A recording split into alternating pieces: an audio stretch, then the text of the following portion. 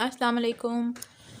मेरा नाम रिदा तारिक है और आज हम चैप्टर नंबर 2 कवर करेंगे। इसका लेसन नंबर 2 हमने इसका कवर किया था। लेसन नंबर 1 अपने पिछले लेक्चर में हमने पढ़ा था प्राइमरी सेकेंडरी टर्शियरी इन्फॉर्मेशन क्या होती है और लोगों को ये इन्फॉर्मेशन क्यों ज़रूरी होती है। आज हम चैप्टर नंबर 2 कवर करेंगे। ठीक है, अगर आपको मेरा चैनल अच्छा लगे और आपको मेरे लेक्चर्स अच्छे लगे और इसके बारे में मतलब कि आप कोई कमेंट करना चाहते हैं तो मेरा कमेंट सेक्शन भी ऑन है, तो लाजमी अपने व्यूज़ मुझे बताएं। आज हम बगैर टाइम ज़ाय किए हम अपना चैप्टर 2 स्टार्ट करते हैं। इंट्रोडक्शन टू ऑर्गेनाइजेशंस हैं और role of information in organization, management and strategy. Organization क्या होती है? Basically an organization is group of people organize to complete an overall goal. बहुत सारे लोग इकट्ठे हो जाते हैं, 1 2 3, ये बहुत सारे लोग हैं और इन सब का क्या है, एक चीज़, गोल एक ही है। ठीक है, सब ने एक ही गोल पे काम करना है कि भाई हमने ये चीज़ करनी है, तो सबका गोल जब इकट्ठे हो जाता है तो उसको हम ऑर्गेनाइजेशन कहते हैं। Organization can range in size from 2 people to 100,000। अब ये हमारा MCQ है। कोई भी ऑर्गेनाइजेशन 2 लोगों से लेके हंड्रेड्स ऑफ थाउजेंड्स ऑफ लोगों तक जा सकती है, उसको हम ऑर्गेनाइजेशन कहते हैं। Some people might argue that organizations are even larger. कुछ लोग इस बात पे बहस करते हैं कि ऑर्गेनाइजेशन 100,000 से भी ज़्यादा होती है। ऑर्गेनाइजेशन हैव एन ओवरऑल गोल और मिशन।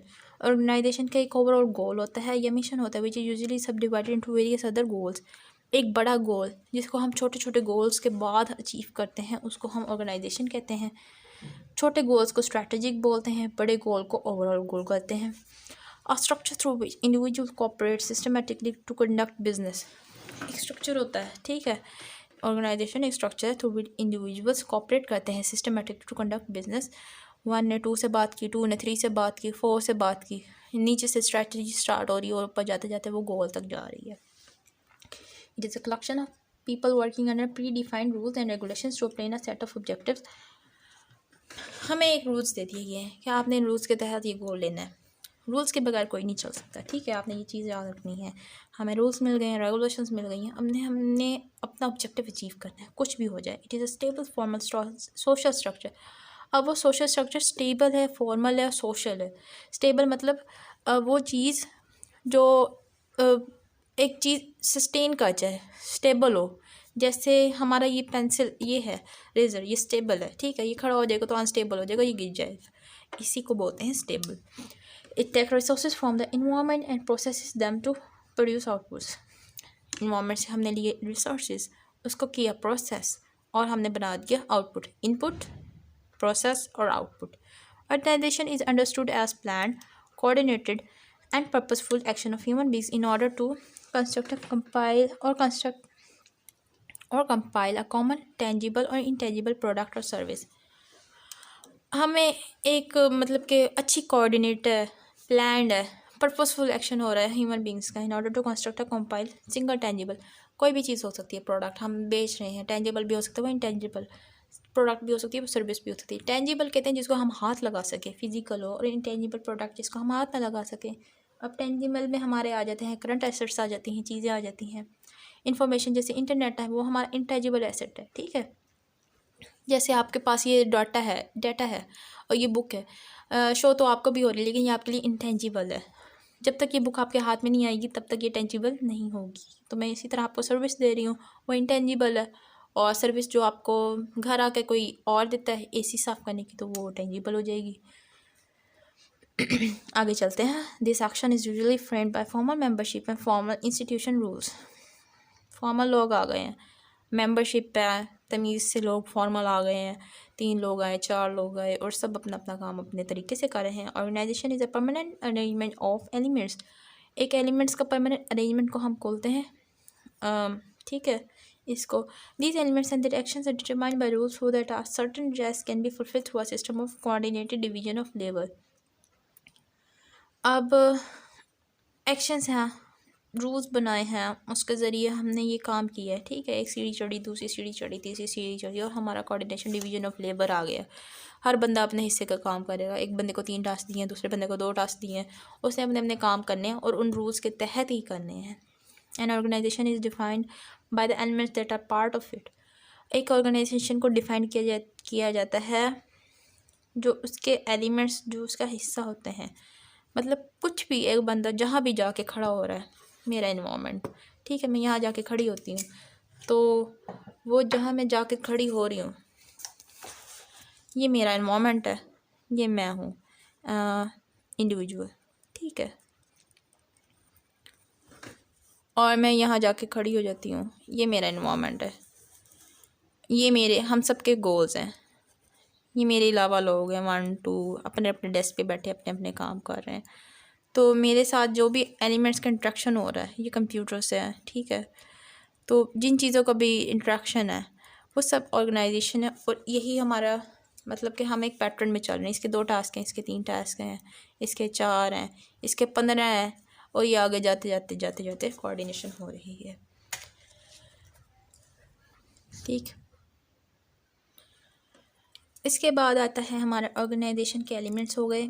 इस rule of action compare to outside events what cause organization to act as collective actor. हम क्यों ऐसा करते हैं कि हम ऑर्गेनाइजेशन बनाते हैं, ठीक है, हम बनाते ही क्यों हैं, ऐसे क्यों हम सब इकट्ठे होकर काम कर रहे हैं, हम क्यों नहीं एक एक बंदा करके करते, तो इसकी भी रीज़न है। By coordinated and planned cooperation of elements, बहुत सारे लोग जब इकट्ठे होकर काम करते हैं, the organization is able to solve the task that lie beyond the abilities of single element. एक बंदा अकेला वो काम नहीं कर सकता। मुझे एक स्टील मिल बनानी है, ठीक है, और मैं कहती हूँ मैं जब फैक्ट्री ख़रीद ली, मेरे पास बहुत पैसा है, ठीक है, और मैंने फैक्ट्री ला के खड़ी कर ली है, मशीनें ला के खड़ी कर दी हैं, मसला ये हो गया है मैं अकेली वो चला नहीं सकती, या मैं स्टील ले आऊँ, रॉ मटीरियल ख़रीदूँ, या मैं डिस्ट्रीब्यूट करूँ, या मैं उसको प्रोसेस करूँ, मैं सारे काम अकेली नहीं कर सकती। इसके लिए मुझे बहुत सारे लोगों की हेल्प चाहिए होगी, ठीक है, बहुत सारे लोग आएंगे वो मेरी हेल्प करेंगे, वो जब तक नहीं आएंगे तो हमारा काम नहीं हो सकेगा। The price paid by the elements is the limitations of the degrees of freedom of that elements. अब हम उसको जो तनख्वाह दे रहे हैं, ये प्राइस पेड, उसकी जो तनख्वाह है उन लोगों की, तो वो हमारी लिमिटेशंस हैं कि वो कितना आज़ाद हो के वो उसमें काम करेंगे, ठीक है। हम थोड़ी तनख्वाह देंगे वो दूसरे दिन भाग जाएगा बंदा, ऑर्गेनाइजेशन ख़त्म। Need for organization as a volume of business expands, जैसे जैसे वॉल्यूम बढ़ता जाता है बिजनेस का, the needs for discipline approach to managing operations is required. Organization बड़ी हो रही है, the need for discipline approach to managing operation is required. अब पहले मेरे पास 3 लोग थे, ठीक है, ऑर्गेनाइजेशन बढ़ गई, उसका काम बढ़ गया, उसका गोल बढ़ गया, अब 4 बंदे ऊपर भी आ गए हैं उनके, एक बंदा उसके ऊपर आ गया, फिर एक बंदा उसके ऊपर भी आ गया, अब उसको मैनेज करना है, कैसे होगा। This result in formulation of organization structure, organization का स्ट्रक्चर बनना स्टार्ट हो जाएगा। The organization structures are formulated in order to efficiently manage the business operations. ये क्यों करते हैं, ताकि वो बिजनेस 3 बंदे हैं, ठीक है, 3 2 1, इसके ऊपर एक बंदा आ गया, अगर ये बंदा ना होता, ये अपनी मर्ज़ी से काम करता, ये अपनी मर्ज़ी से काम करता, ये अपनी मर्ज़ी से काम करता, तो मतलब कि हमारे ऊपर कोई सिस्टम वो ना होता, लेकिन ये बंदा आकर रोज़ाना इनका काम चेक करेगा, तो ये लोग अपना काम अपने टाइम पे करेंगे, ठीक है। तो this makes the structures are relative term to explain and define. Organization have freedom to choose evolve the structures which best fits the management need. छोटी ऑर्गेनाइजेशन भी होती है, बड़ी ऑर्गेनाइजेशन भी होती है, जो उसके लिए मुनासिब है वो उतने बंदे रखेगा। An organization's primary aim is to achieve the objective. Primary aim क्या होता है कि वो ऑब्जेक्टिव ले ले, वो गोल ले ले, ऑब्जेक्टिव। ऑर्गेनाइजेशन बनी है एक गोल के लिए, ठीक है, अब उस गोल को हासिल करने के लिए कितने बंदे चाहिए, ये तो ऑर्गेनाइजेशन पर डिपेंड करता है कि वो मतलब किस तरह चल सकती है, उसका स्ट्रक्चर कैसे बनेगा। That it lies down for its fun pursuance of, pursuance कहते हैं किसी चीज़ का हसूल, तो उसका हसूल करने के लिए various actions are undertaken. Such objective could be to generate profits. Organization सिर्फ पैसा बनाने के लिए होती है, प्रॉफिट बनाने के लिए होती है, और specific socio economic cultural objective, कुछ NGOs भी होती हैं जो प्रॉफिट नहीं बनाती। Whatever the objectives are, हमें इससे कोई ताल्लुक़ नहीं है। दिस एक्टिविटीज़ इंटर रिलेट, ये इंटर रिलेट होती हैं, ठीक है, स्ट्रक्चर जो है ये इंटर रिलेट करेंगे। And they recognize generate a series of events which help the organization achieve its goal. The regular and timely recording of information, अब रेगुलर है, उस चीज़ को हमने रोज़ाना एक टाइम पे क्या लिख लिया, वो बहुत ज़रूरी है। अगर चीज़ का प्रॉपर मैनेजमेंट ही नहीं होगी तो वो चीज़ मतलब कि हमें एक दिन याद रहेगी और अगले 4 दिन हम बाद भी हम गायब हो जाएगी और हमें कुछ याद नहीं रहेगा। हर चीज़ की लिखत पढ़त बहुत ज़रूरी है। Data versus information, data represents facts of any kind, data represent करता है फैक्ट्स। ये आपका MCQ है। डाटा रिप्रेजेंट करता है facts of any kind. In the process of recording important particular issues of an event, it is a description of the management. ठीक है, अब हम कुछ भी रिकॉर्ड कर रहे हैं, ये तो बहुत ज़रूरी हो जाता है। विजडम ही यही है मैनेजमेंट का, व्हाट शुड बी रिकॉर्डेड, कि हमने क्या रिकॉर्ड करना है and how should be presented. मैंने कुछ लिखा अपने हिसाब से, उसने कुछ लिखा अपने हिसाब से, वो जी जाके हमने बॉस साहब को दिखा दिया, बॉस ने कहा ये क्या लिखा भाई, तो हम अपनी एक्सप्लेनेशन देंगे, वो उसकी एक्सप्लेनेशन देगा, वो उसने भाई दिखाना है, वो कहेगा भाई साफ करके लिख लो। तो ये मैनेजमेंट का काम है। However, when this data is processed or reformatted, इस डाटा को जब प्रोसेस किया जाता है, साफ़ सुथरा करके लिखा जाता है। एक होता है रफ़ वर्क, मेरा रफ़ वर्क है, मैं इसको साफ़ करके इसको पॉइंट्स को निकाल के लिख लूँगी जब, तो वो हमारी बन जाएंगी information. Information is a subset of data which aids to the knowledge. Information data के बाद आती है। ठीक है, पहले होता है डाटा, फिर होता है information.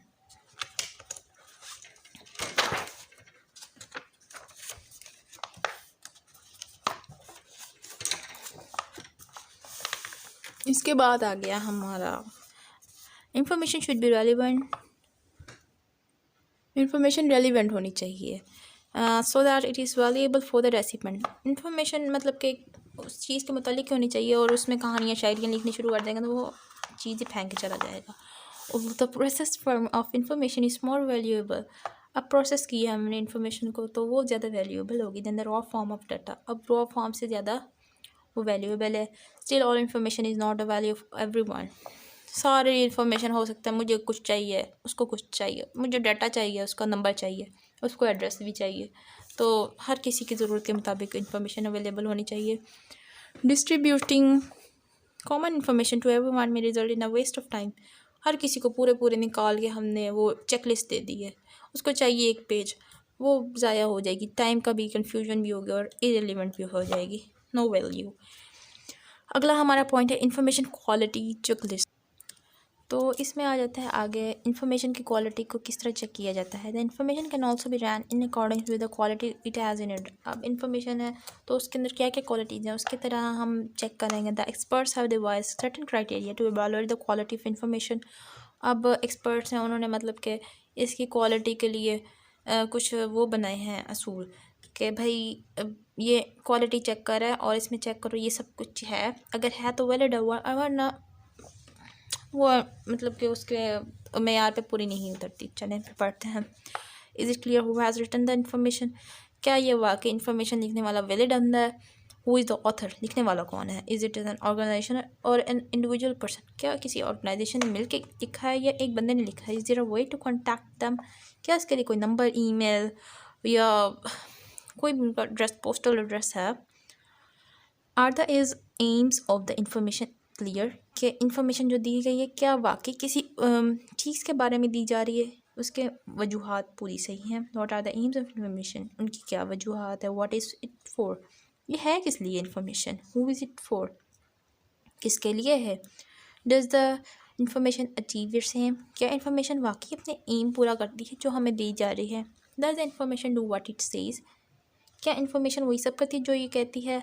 It will list 5 things to find out from the information. ठीक है, जो चीज़ें ये बताई गई हैं इनमें से ये चीज़ें यहाँ पर लिख लें, ये इनके जवाब आ गए हैं। अगर मिलती हैं तो ठीक है, नहीं मिलती तो मतलब कि इनमें से क्राइटेरिया वो उसका क्वालिटी चेक करा जाएगा।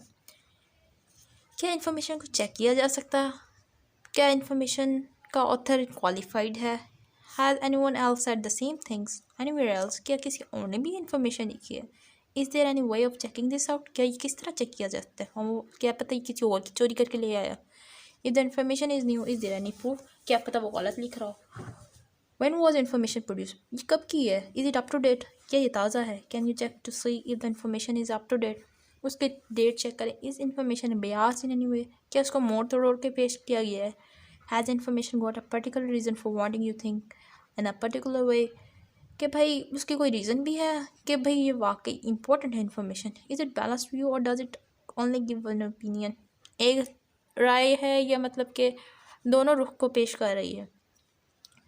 Does the information tell you about choices open to you, तो हमें इंफॉर्मेशन के बाद कोई चॉइस मिलती भी है। Does the information give you advice, क्या इंफॉर्मेशन में कोई हमारे लिए नसीहत भी है। Does it tell you about other ideas, organization and information requirements. Organization have various attributes which distinguish them from each other. बहुत सारी खसूसियात होती हैं हर ऑर्गेनाइजेशन की जो एक दूसरे से उनको अलग करती हैं। Not organization similar in all respect, दो ऑर्गेनाइजेशंस कभी भी सिमिलर नहीं हो सकती। They have to have certain distinctive lines keeping them unique from each other. हर ऑर्गेनाइजेशन का गोल अलग होता है। हो सकता है गोल एक हो तो बंदे अलग होंगे, उनकी सोच अलग होगी। Information requires keep varying in accordance with size, उसका साइज़, तो किस तरह ऑर्गेनाइजेशन वेरी करती है, ये उसके फैक्टर्स हैं। साइज़ किस तरह है, उसका structure, the culture it follows, जो उसका कल्चर है, सकाफ़त जो भी हमारी चल रही है उस ऑर्गेनाइजेशन की अंदर कैसा माहौल है। डिसीजन मेकिंग स्ट्रक्चर कौन बनाता है, कैसा बनाता है। इंटरेस्टेड पार्टीज बहुत इंटरनल एक्सटर्नल दो पार्टीज होती हैं, एक इंटरनल एक्सटर्नल, ठीक है, तो उनमें से उस बारे में an organization should consider above mention requirement while dividing a system which tailors for specific information needs. अब ये एक ऑर्गेनाइजेशन उसको ये सब देखना पड़ेगा, उसके बाद वो ऐसा सिस्टम बनाएगा कि उसको जो भी इंफॉर्मेशन चाहिए उसके मुताबिक इंफॉर्मेशन लेगा। आज का हमारा चैप्टर कंप्लीट हुआ है। अगर आपको ये चैनल सब्सक्राइब किया हुआ है और अगर नहीं किया हुआ तो ज़रूर सब्सक्राइब करें, क्योंकि अगले चैप्टर्स इसी पे ही अपलोड होंगे। और अगर कोई क्वेरी है तो वो लाजमी कमेंट सेक्शन में पूछें। इसके अलावा इसके MCQs को लाजमी देखें, और अगले चैप्टर में हम जैसे जैसे चैप्टर्स आगे जाते जाएंगे इसके MCQs और शॉर्ट क्वेश्चंस बढ़ते जाएंगे। ठीक है, आप सबके टाइम का बहुत शुक्रिया। अल्लाह हाफिज़।